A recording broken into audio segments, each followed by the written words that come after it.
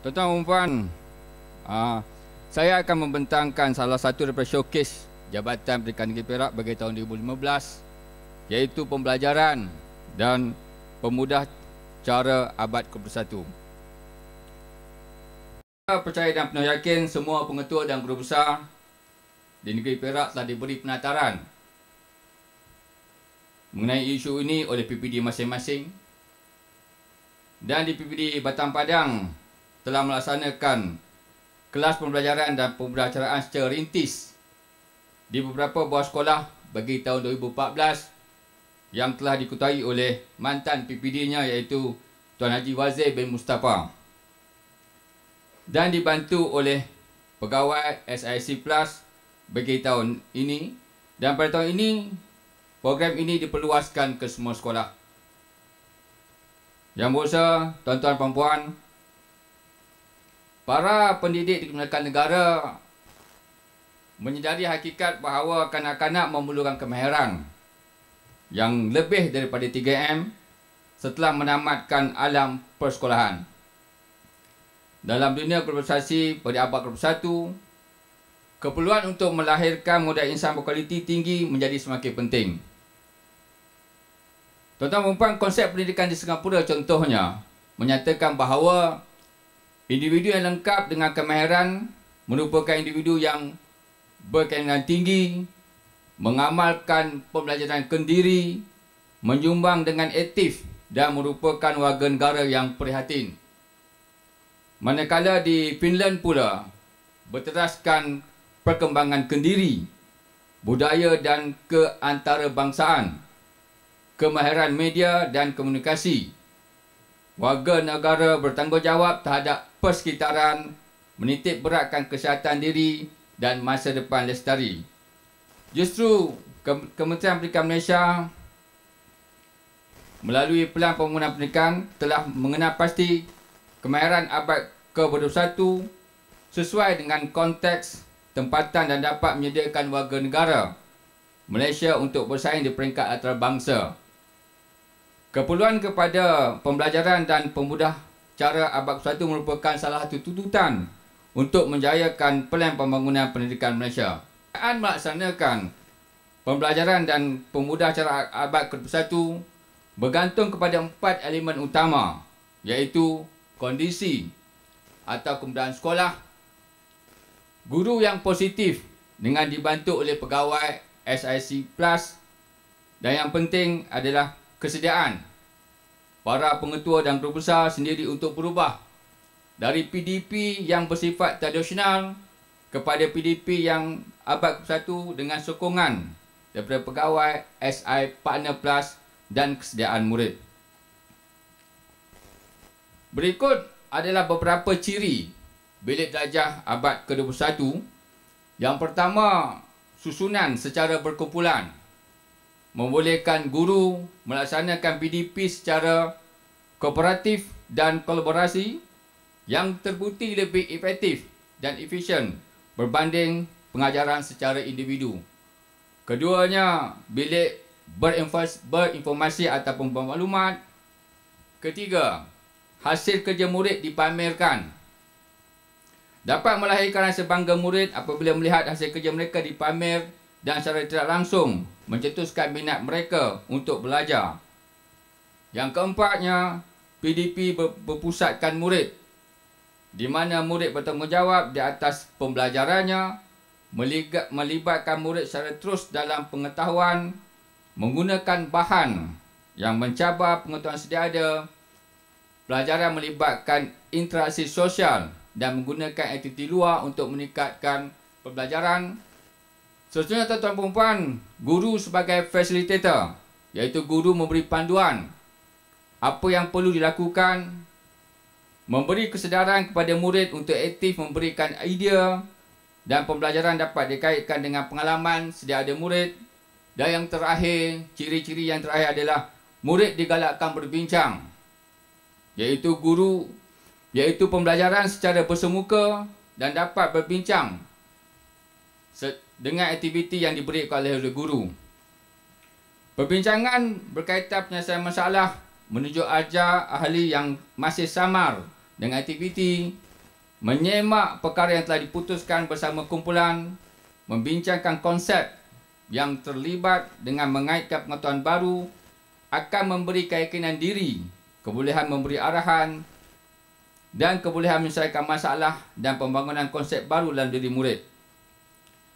Tuan-tuan dan puan yang hormati sekalian, berikut adalah contoh bagi susunan bilik darjah abad ke-21. Contoh ini di mana secara kumpulan kecil dan meja guru di bahagian hadapan. Dan antara kelebihannya ialah kumpulan yang hampir dengan meja guru boleh tempatkan murid yang lemah atau murid yang dapat menjadi guru muda atau rakan pembimbing kepada murid lain. Seterusnya, susunan atau sebegini pula menyediakan ruang tengah kelas untuk melakukan aktiviti. Ini pula contoh murid disusun dalam kumpulan yang lebih besar. Kesannya, murid boleh dibahagikan mengikut kumpulan tertentu berdasarkan kebolehan murid, menggalakkan pelibatan murid secara aktif, menggunakan kaedah PDP berpusatkan murid, kerap melaksanakan interaksi guru dengan murid dan murid dengan murid. Tuan-tuan dan puan semati sekalian, ini adalah contoh beberapa PDP secara berkumpulan yang telah dilaksanakan pada tahun 2014 di daerah Batang Padang, iaitu di SMK Cenderiang dan SMK Tapah. Tuan-tuan dan puan, Seterusnya, ini adalah contoh PDP di SK Batu Tujuh dan SK Perlok. Untuk makluman tuan-tuan dan puan, SK Batu Tujuh adalah merupakan salah sebuah sekolah asli di daerah Batang Padang. Muridnya amat suka untuk berinteraksi apabila soal oleh guru, namun apabila susunan kedudukannya dibuat dalam bentuk kumpulan, murid dapat menunjukkan perubahan yang positif daripada susah untuk berinteraksi kepada mula berinteraksi dan menjadi rakan pembimbing kepada murid yang masih lemah. Tuan-tuan dan puan, inilah contoh pembelajaran yang boleh dibuat di luar bilik darjah dengan menggunakan kemudahan yang sedia ada, seperti meja yang disusun di kawasan-kawasan yang tertentu. Dan ini pula tuan adalah pembelajaran dilaksanakan dewan seperti yang telah dilaksanakan oleh sekolah SMK Bandar Berang 2020. Murid berbincang dalam kumpulan dan guru menjadi fesi atau pemudah cara. Tuan-tuan dan puan yang hormati sekalian, kita beralih kepada ciri, iaitu ciri yang kedua, iaitu pendidik ke abad ke-21. Terdapat 8 ciri pendidik yang perlu ada, tuan-tuan dan puan, yang perlu kita sebagai pengetua dan guru besar memerhatikannya. Yang pertama adalah ciri guru itu mestilah bersifat kolaborasi, iaitu seorang pendidik mewujudkan PDP yang mempunyai kolaborasi di antara murid dengan guru, murid dengan murid, murid dengan peralatan ICT. Yang kedua, ciri guru yang kedua adalah mengambil risiko. Seorang pendidik perlu mempunyai ilmu yang pelbagai untuk menjadikan mereka lebih berkebolehan dalam bidang yang diceburi dan bidang yang tidak diceburi. Yang ketiganya, menyesuaikan diri. Seorang pendidik juga perlu mengikuti perkembangan semasa yang berkaitan dengan dunia pendidikan bagi memastikan profesi perguruan dapat jalankan dengan lancar melalui proses PDP. Yang keempatnya, pembelajaran sepanjang hayat. Seorang pendidik perlu mempunyai kemahiran pedagogi untuk melahirkan generasi yang berkemahiran di abad ke-21. Berkomunikasi. Seorang pendidik perlu mempunyai kemahiran berkomunikasi bagi pertukaran idea dan pemikiran menerusi tulisan maupun lisan. Guru juga mesti mempunyai visi, kepimpinan dan model teladan. Tuan-tuan dan puan yang hormati sekalian, next tolong. Dalam menempani pendidikan abad ke-21, kurikulum telah dimurnikan lagi agar lebih seimbang dengan perkembangan murid yang lebih mantap. Semua sekolah diminta untuk membudayakan Professional Learning Community atau PLC supaya hasrat Kementerian Pendidikan Malaysia untuk melihat PDP abad ke-21 berjaya. PLC merangkumi aktiviti-aktiviti kolaboratif peringkat sekolah dan juga pihak sekolah dengan komuniti luar. Beberapa strategi PLC perlu dibangunkan dan dirancang oleh sekolah bagi memastikan pembelajaran abad ke-21 dapat dilaksanakan dengan berkesan. Antara strategi pembangunan PLC adalah seperti lesson study, peer coaching dan lain-lain strategi seperti book clubs, study group, video critics of teaching moments, data analysis, monitoring dan vision activity.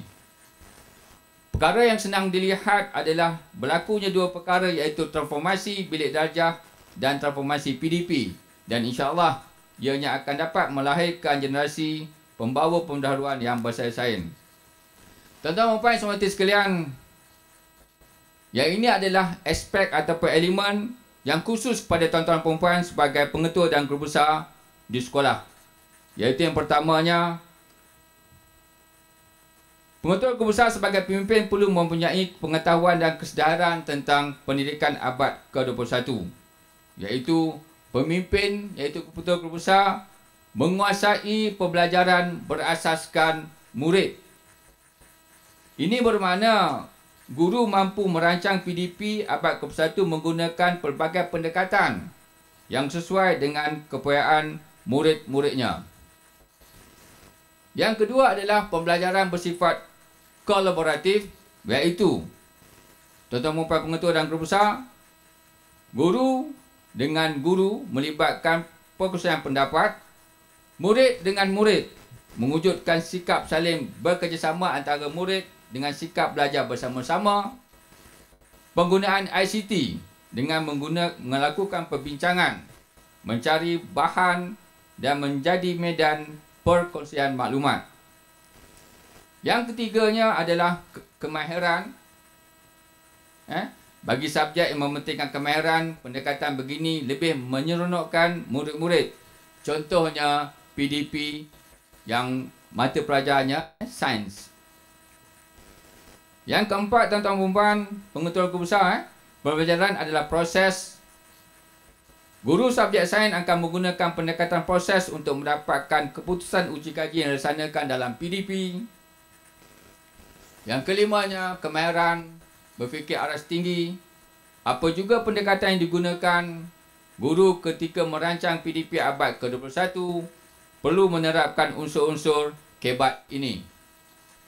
Yang keenam, praktikal dan kontekstual adalah dikait rapat dengan kehidupan seharian murid, akan menjadikan suasana pembelajaran lebih bermakna dan dalam kehidupan mereka. Yang ketujuh, tuan-tuan dan puan, murid-murid akan dapat menguruskan kehidupan mereka selepas alam persekolahan dengan lebih berkesan dengan menggunakan berdasarkan kemahiran hidup. Yang ke-8, tuan-tuan dan puan, kumpulan PDP secara berkumpulan mempunyai banyak kelebihan. Antaranya ialah meningkatkan personal, berkomunikasi, penyelesaian masalah, kemahiran berfikir dan menilai kekuatan serta kelemahan. Tuan-tuan dan puan, komuniti, pengetua guru besar perlu memainkan peranan untuk melibatkan komuniti setempat dalam menjayakan PDP abad ke-21. Sarana ibu bapa merupakan platform yang paling sesuai untuk ibu bapa memberikan sokongan untuk PDP abad ke-21. Ke-10, tuan-tuan dan puan, pengetua guru besar, guru sentiasa tafsiran formatif terhadap muridnya.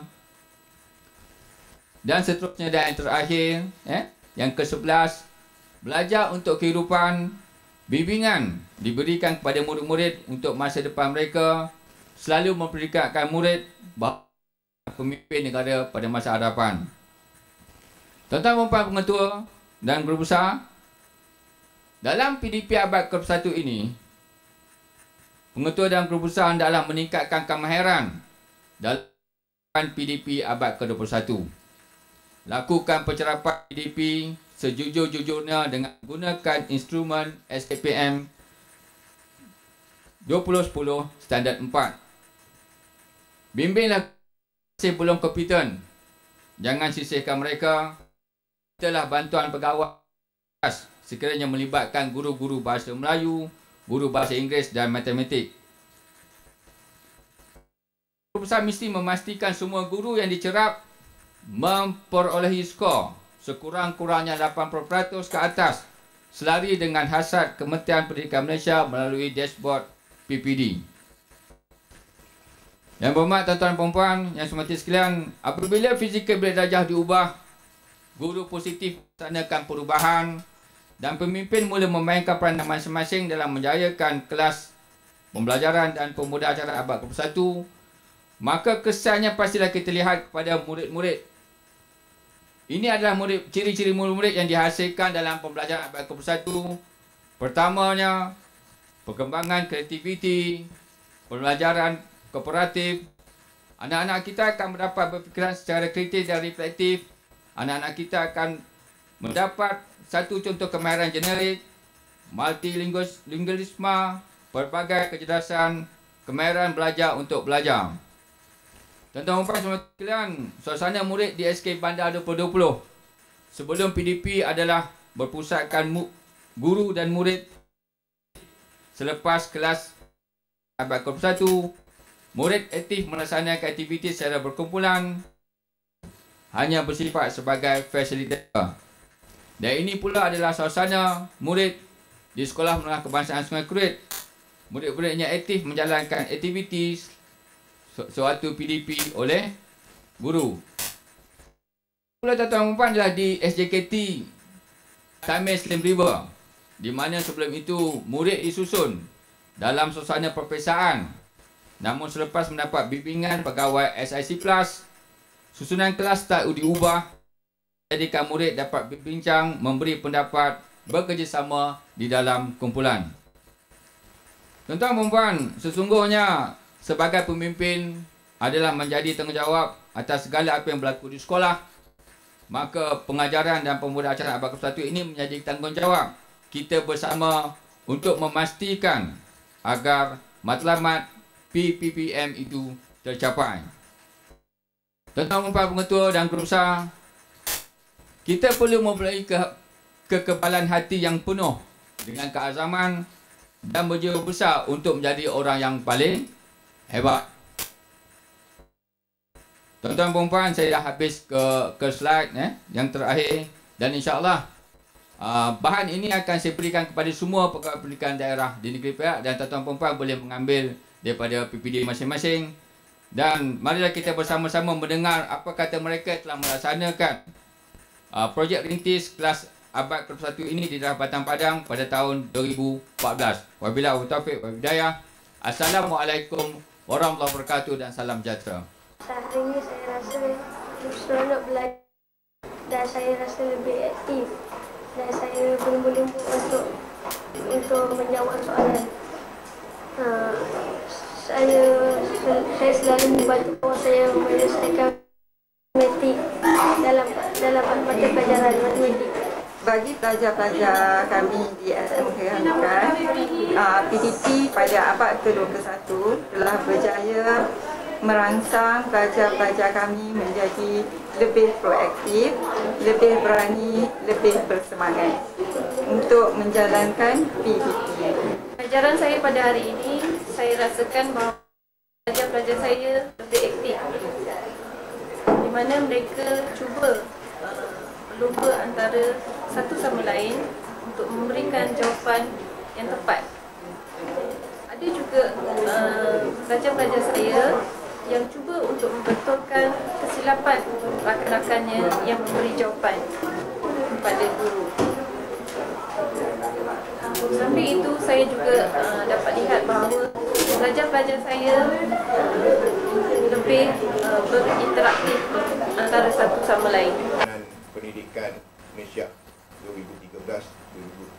2013-2025 yang mengaspirasikan kepada kemahiran belajar, kemahiran komunikasi, kemahiran memimpin, dan untuk mencapai hasrat ini, perubahan berlaku dalam PDP, iaitu pembelajaran dan pemudahcaraan, di mana PDP hendaklah lebih berpusatkan kepada murid. Jadi untuk pembelajaran abad ke-21, bagi melahirkan pelajar yang berkeyakinan ini boleh berkomunikasi dengan baik, guru haruslah memperbagaikan pedagogi pengajaran dan lebih menumpukan kepada pembelajaran yang melibatkan pelajar. Jadi untuk tujuan itu, guru-guru mesti harus sentiasa merancang dan memikirkan kaedah-kaedah atau pedagogi yang terbaik supaya pembelajaran di dalam bilik darjah berlangsung dengan baik dan jayanya. Kan?